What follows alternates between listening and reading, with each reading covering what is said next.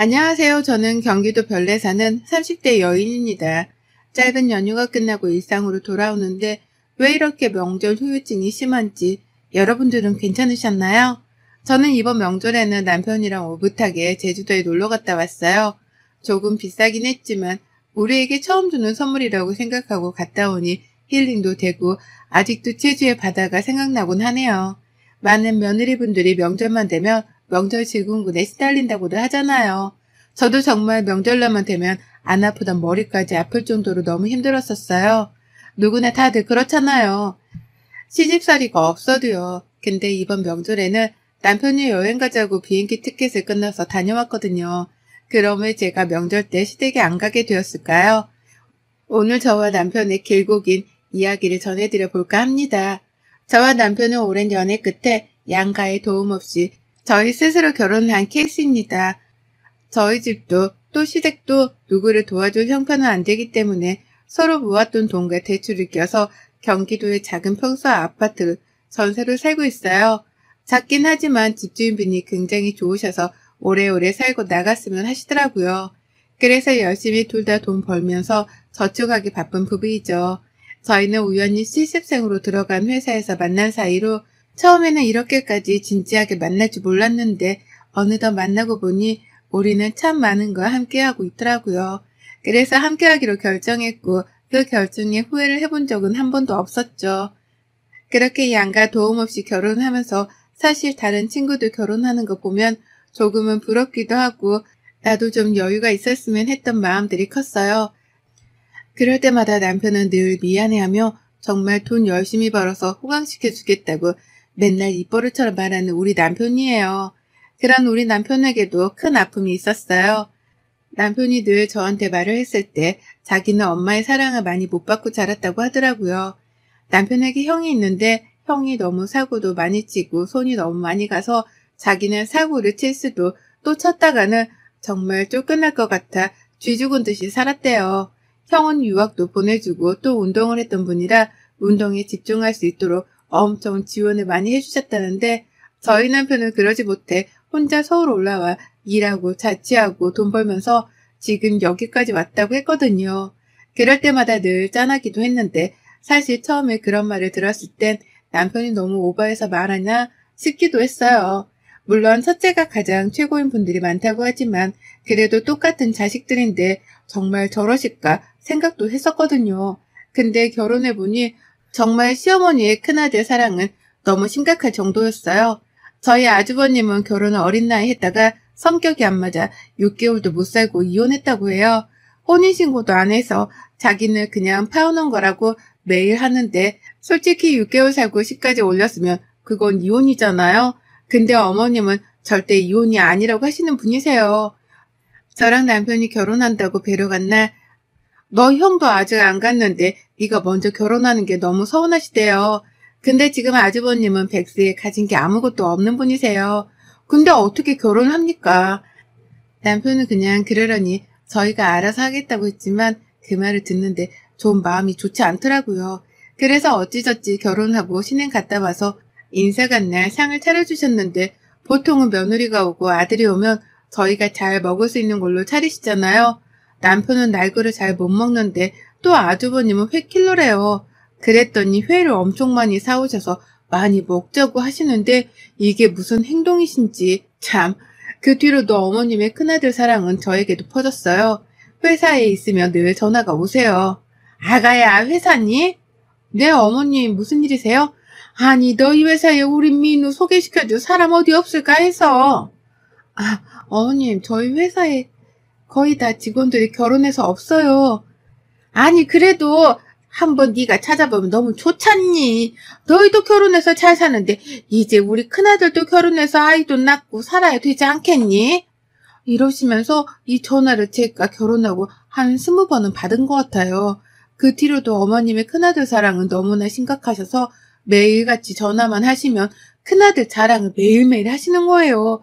그래서 제가 한 번은 어머님 근데 저희 남편은 어렸을 땐 어땠어요?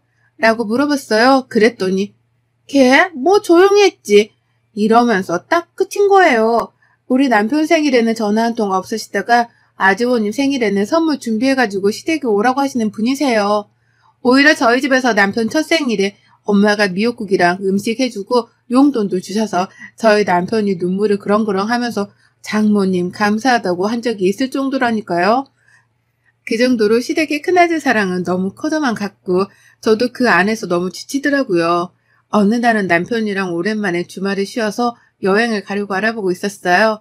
1박 정도 놀러갈 생각하고 계획도 짜고 마땅한 숙소가 없어서 알아보는 와중에 어머님이 뭐하고 있냐고 전화가 오더라고요. 그래서 1박으로 놀러 갔다 오려고 한다 하니까 저보고 왜 돈을 쓰러 가냐면서 같이 시골에 놀러 갔다 오자고 하시는 거예요. 그래서 벌써 예약을 해서 안 될 것 같다 했더니 그럼 우리 민우랑 나랑도 같이 가자. 너희 시아버지는 그날 약속 있다고 하시더라. 이러시더라고요. 그래서 제가 그 방이 딱 2인 기준이라 안 될 것 같다고 했죠. 그랬더니 저한테 너무 야박하다면서 같이 좀 놀러 가지. 그럼 얼마나 재밌겠냐고 하는데 정말 이게 말인지 방구인지 참. 그 외에도 정말 여러 가지 에피소드가 있거든요. 남편도 시어머니를 포기한 채 살고 있기 때문에 사실 제가 나서서 뭐라고 할 수는 없잖아요. 그냥 우리 둘이 잘 살자 이런 마인드로 살아가고 있는데 회사에서 야근하고 있는 날 갑자기 시어머니한테 전화가 5통이 온 거예요.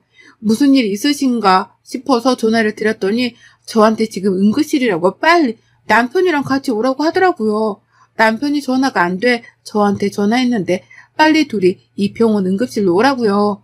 누가 다치셨나 싶어서 다급하게 달려갔더니 아주버님이 집에서 갑자기 쓰러져 응급실로 오셨더라고요. 숨이 한번 멈췄는데 심폐소생술로 지금 의식이 돌아오고 있다고 할 정도로 위급한 상황이었다고 병원에서 이야기하더라고요. 어머님이랑 아버님은 계속 울고만 계시고 남편이 이것저것 알아보고 하는데 검사 결과 간경화가 심각한 상태여서 간이식이 필요한 상태라고 하더라고요. 근데 지금까지 모르셨냐면서 초기 증상이 분명히 있었을 텐데 환자분이 모르고 지내셨던 건지 우선 병원에 입원해서 치료하면서 간이식을 기다려봐야 할 것 같다고요.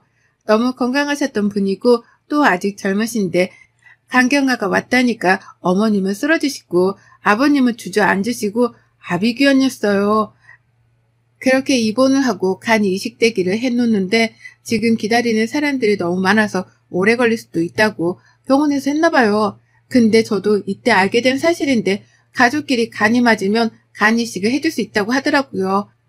그래서 가족부터 가장 먼저 검사를 한다고 해서 어머님, 아버님, 남편 모두 다 같이 했어요. 저만 빼고요. 근데 남편이 엄마 아빠 하는 것보다 그래도 젊은 내가 하는 게 낫지 않겠냐. 검사 결과 나와서 다 적합하다고 하면 저만 허락해 준다면 자기가 해주고 싶다면서 울면서 이야기하더군요. 처음에는 수술이란 걸 저는 세상에 태어나서 해본 적도 없고 하니까 너무 무서운데 그걸 남편이 한다니까 걱정이 너무 되는 거예요. 근데 자기 형이니까 엄마 아빠가 하는 것보다 자기가 하는 게 더 낫다고 생각하는 사람이라 저도 마지못해 허락을 해줬죠. 그리고 나서 남편과 아주버님이 간이 적합하다는 판정을 받고 이식 날짜를 정하고 그날이 다가오고 있었어요. 어머님이 근데 정신을 좀 차리신 건지 그때부터 남편한테 매일 전화해 집에 남편이 좋아하는 반찬이며 뭐며 엄청 잘해주시더라고요. 아무래도 형한테 간이식을 해준다고 하는 게 솔직히 쉬운 일은 아니잖아요. 근데 동생이 한다고 하니까 어머님도 너무 미안하신 것 같더라고요. 연신 네가 너무 장하다. 어떻게 그런 생각을 했냐면서 엄마가 미안하다면서 계속 그러니 남편도 지금까지 엄마한테 서운했던 것들이 싹 내려가는 기분이라고 하더라고요. 한 2주 동안 남편은 참 너무나 행복해했어요. 지금까지 못 받았던 엄마의 사랑을 이렇게라도 받을 수 있으니 자기가 너무 좋았다고요. 예전에 어릴 때 학교 앞에 엄마가 데리러 오는 아이들이 자기는 너무 부러웠대요. 형 뒤치덕거리 하느라 자기는 늘 뒷전이어서 학교 끝나고 나면 혼자 쓸쓸히 집에 오고 자기가 자취한다고 해도 전화 한 통 안 하던 엄마였는데 매일 이렇게 전화하고 찾아오니 정말 많이 행복하다고요. 2주가 지나고 드디어 간 이식날이 찾아왔어요. 수술이 좀 커질 것 같아 저희는 다 대기를 했고 끝나고 회복실로 올라오는 남편을 보니 마음이 너무 아팠네요. 수술은 다행히도 잘 되었고 남편도 회복하면 다시 정상 생활로 돌아갈 수 있지만 몇 달간은 무리하지 않고 지내야 한다고 하시더라고요. 그렇게 해피엔딩이 되어가는 줄 알았지만 아니었어요. 어머님은 수술이 끝나자마자 남편에게는 와보지도 않았고 아주버님 병실에만 계속 있으면서 간병을 하시더군요.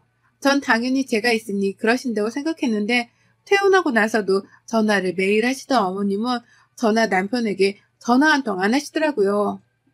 남편은 지금 형이 아프니까 엄마가 정신이 없어서 그런 걸 거야 하는데 저는 사실 어머님의 행동에 진짜 너무 화가 나더라고요. 그때는 자기 큰아들 이식해준다니까 혹시라도 마음 바뀔까봐 그러고 이제 수술하고 나니 챙겨줄 필요 없다 이 마음 같았거든요.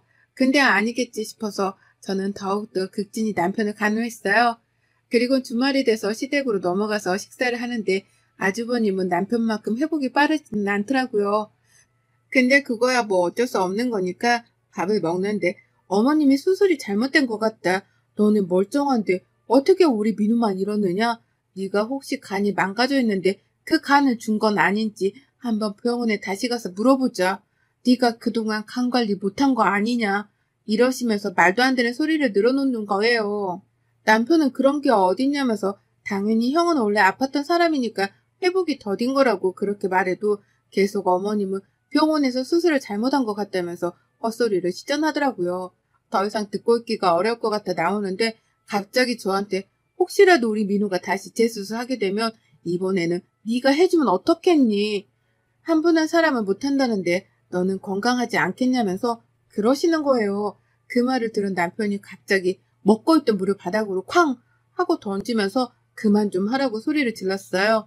이만큼 형한테 했으면 되지 않냐고. 이제는 자기 와이프까지 간을 달라는 게 말이 되냐고요. 집사람 집에 살면 장인 장모님이 허락하시겠냐면서 자기라도 허락 안 한다고요. 누가 아주버님한테 간을 떼주냐면서 제발 말 같은 소리를 하시라고요. 아직도 정신을 못 차려 그러냐면서 울며 불며 소리치더군요. 듣고 있는 아버님은 할 말이 없으신지 방으로 들어가고 어머님은 어디서 말대꾸 하냐고 그러더라고요. 아니 한 번 이야기할 수도 있고 가족인데 뭐가 어떠냐면서 너는 왜 예민하게 구냐면서 뭐라고 하시니? 더 이상 반박하고 싶지도 않아 그대로 둘이 집을 나왔어요. 시댁에서 집으로 오는 길이 어찌나 길어 보이던지 남편은 집에 와서 방으로 들어가더니 흐느끼는 소리가 나더라고요. 저는 아무 말 없이 남편을 안아주었어요. 엄마가 변했다고 엄마 사랑 받아서 너무 행복하다던 남편이었는데 아직까지 어머님 눈에는 큰아들밖에 없으니 이 상황을 도대체 어떻게 받아들여야 하는지 참 어렵더라고요. 그 뒤로 시댁에 한 달 정도는 가지 않았던 것 같아요. 전화도 안 오고요. 또 저도 안 하고요. 그냥 이대로도 전 나쁘지 않겠다 싶어서 지내는데 아니나 다를까 시어머니가 전화를 해오더라고요. 미안하다. 너는 어떻게 그렇게 가서 전화 한 통을 안 하니? 네, 그냥 할 수 있는 타이밍을 놓쳐서요. 무슨 일이세요? 라고 물으니 저보고 갑자기 남편 모르게 돈을 좀 빌려달라고 하시더군요. 그래서 왜 갑자기 그러시는지 말씀해 주셔야 하지 않겠냐 하니까 처음에는 어머님이 쓸 곳이 있어 그런다. 금방 대체해서 주겠다고 하시더라고요. 솔직히 진짜 빌려드리고 싶지 않았지만 엄청 큰 돈은 아니었기에 언제 준다는 말만 믿고 빌려드렸어요. 남편한테는 이야기를 안 했죠. 그리고 나선 집안이 발칵 뒤집힌 사건이 있었는데요. 시어머니가 저한테 빌려간 돈으로 집안에 무당을 불러 굿을 하셨다는 거예요. 근데 그 굿을 하는 이유가 하도 아주버님이 회복이 더디길래 용한 점집에 가서 점을 보니 작은 아들이 기가 너무 세서 큰 아들이 기를 못 피고 사는 것 같다. 부적이랑 굿을 하면 아마 작은 아들 기를 큰 아들이 받아서 괜찮아질 거다. 이 말을 듣고 저한테 빌린 돈으로 부적을 사고 무덤까지 불러 굿을 하셨더라고요.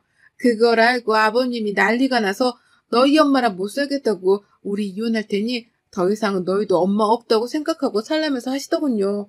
저는 너무 기가 차서 따로 할 말도 없었어요. 근데 갑자기 남편이 자기 통장을 하나 휙 던지더니 어머님한테 이렇게 말하더군요. 엄마, 이거 내가 지금까지 독립해서 모은 돈이야. 집에 보탤 때 쓰고 나머지는 우리가 나중에 청약이라도 되면 계약금이라도 쓰려고 모은 내 전재산이야. 근데 이거 엄마 줄게. 라고 하는 거예요. 다들 너무 어안이 벙벙해서 남편을 쳐다보는데 남편이 말을 이어가더라고요. 엄마가 그래도 나를 낳아서 지금까지 키워줬잖아. 그 키워준 값이라고 생각해줘. 그리고 이제부터 더 이상 나를 아들이라고 생각하지 말아줬으면 해. 나도 엄마가 없다고 생각하며 살고 싶어. 그러니 이제 낳아줬으니 나한테 네가 잘해야지. 이런 생각 이걸로 끝냈으면 좋겠어. 내 처음이자 마지막 부탁이야. 라고 말하며 정말 아이같이 흐느끼더라고요. 그 말에 어머님은 아무 말도 못한 채 고개를 푹 숙이고 계셨어요. 그러더니 방으로 들어가서 손가방만 챙기고 나가시더라고요. 그리고 남편은 아버님께 이제 집에 오지 않겠다고 말씀드리더라고요. 아빠한테 너무 미안하지만 아빠가 내가 보고 싶으면 우린 따로 만나도 되니 이제 집에 발들이지 않겠다. 이해해주길 바란다면서 이제 집에 가자고 하더군요. 그 뒤로 저희는 시댁에 발길을 정말 끊었어요. 어머님은 아버님이랑 이혼까지는 가지는 않은 것 같은데 아버님이 잠깐 떨어져 살고 싶다고 해서 회사 근처에 집을 얻으시고 시댁에는 어머님이랑 아주버님 둘만 살고 있다고 하더라고요. 남편도 저보고 시댁이 없다고 생각했으면 좋겠다고 자기가 결정한 거니 그걸로 너무 마음 불편해하지 말라고요. 그렇게 남편은 자기 스스로 고아가 되기를 자처했고 그런 남편을 보는 저는 참 많이 힘들었습니다. 그 일이 있고 난 후 저희는 어머님 왜 그런 남편과 형을 차별했는지 알게 되었어요. 아버님이 어느 날 따로 저희를 만나자고 연락이 오셨고 그때가 되어서야 아버님 어머님이 숨겨왔던 비밀을 말씀해 주셨어요. 사실 남편은 저희 시아버지 친자식이 아니라는 걸요. 어머님이 밖에서 나온 자식이란 걸요. 아버님 어머님은 결혼 후에 아주버님을 낳고 어머님이 아버님 일의 특성상 주말부부로 지냈던 적이 엄청 오래되었었는데 그때 어머님이 다른 분과 만나셨었나 봐요. 그러다 지금 남편이 생겼고 그걸 아버님이 알아서 지우려고 했는데 아버님이 어떻게 생긴 아이를 지우냐면서 자기가 키우겠다고 용서하셨다고 하시네요. 그때는 자기가 일에 너무 바빠 가정에 소홀해 너희 엄마가 우울증까지 왔었는데 자기가 돌보지 못해 그랬다고 생각한다고요. 그래서 아이가 생겼을 때 당연히 이혼해야겠다 생각했지만 아이들한테 엄마 없이 살게 하고 싶지 않아 낳아서 지금까지 자기 자식이라고 생각하고 남편을 키우셨다고요. 남편은 지금까지 아빠가 자기 친아빠가 아니라는 생각을 단 한 번도 못한 정도라면 정말 사랑으로 대해주신 거죠. 아버님은 그 이야기를 꺼내면서 엄마를 너무 미워하지 말아달라고 하시더라고요. 지금 용서가 안 되겠지만 시간이 지나면 그 마음도 조금씩 사라졌으면 좋겠다고요. 그때도 지금도 앞으로도 너는 늘 쭉 내 아들이라고 그건 변함없는 사실이라고 말하면서 아버님의 눈물을 그때야 처음 본 것 같아요. 남편은 그 이야기를 듣고 나서는 마음을 추스리려 많이 노력하는 것 같아 보였어요. 일부러 몸을 더 혹사시키기도 하고 또 어느 날은 술에 왕창 취해 아이처럼 울기도 하고 또 어느 날은 엄청 재미있는 영화도 아닌데 그 영화를 보며 아이처럼 깔깔깔 웃더라고요. 그렇게 하루하루 지나면 시간이 해결해 주겠지라고 생각하는 것 같았어요. 그러다 어머님이 저희 집으로 찾아오셨더라고요. 남편은 문을 열어주지 말라고 했지만 한 번은 꼭 넘어가야 할 산이라고 생각해서 열어드렸죠. 어머님은 남편에게 무릎을 꿇으며 미안하다, 정말 미안하다라고 울면서 이야기를 이어나가시더라고요. 너를 낳아서 자기가 늘 불쌍하다고 생각해서 많이 미워했었다고요. 낳지 않았으면 지금쯤 너희 아빠랑 더 잘 살았을 텐데 라고 늘 생각했었는데 자기 자신에게 문제가 있었다면서 정말 미안하다고 용서하지 못하겠지만 지금 이 마음을 꼭 전하고 싶어 오셨다고요. 그러면서 편지봉투를 두고 나가시더라고요. 편지봉투 안에는 어머님이 남편을 낳고 처음으로 쓴 편지와 아파트 매매 문서가 들어있었어요. 그 문서는 남편 이름으로 되어 있었고 편지 안에는 나중에 네가 커서 이 편지를 읽게 될 때쯤에 이 이야기를 꼭 한 번은 해주고 싶었다며 자기가 사랑으로 키우지 못해 늘 미안했고 네가 언젠가 결혼을 해서 가정을 꾸려 아이를 낳게 되었을 때 네 집에 들어가 행복하게 사는 삶을 바랬다고 써 있었어요. 남편은 조용히 편지를 읽고 서랍 안에 넣어두더라고요. 아직은 엄마한테 어떤 말도 또 어떤 것도 받고 싶지 않다고요. 근데 시간이 지나면 자기도 마음이 정리가 되면 엄마를 조금 이해하지 않겠냐고 얘기하더군요. 그렇게 저희는 시댁이 있지만 가지 않는 부부가 되었고 가끔씩 아버님과 만나서 술도 마시고 이런저런 이야기도 해요. 아버님도 혼자 지내시니 제가 종종 반찬도 해서 가져다 드리고요. 행복하다고 말할 수는 없지만 어머님이 왜 남편을 미워했는지 아주 조금은, 정말 조금은 이해해 드리려고 남편과 노력하고 있는 중이랍니다. 언제가 될지 모르겠지만 나중에 어머님을 만나 웃으며 이야기하고 싶네요. 긴 글 읽어주신 모든 분들께 감사드리며 제가 나중에 어머님을 만나게 되면 후기를 꼭 들고 오도록 하겠습니다. 늘 행복하시고 건강하세요. 여러분의 생각은 댓글로 남겨주세요. 오늘도 시청해 주셔서 정말 감사합니다.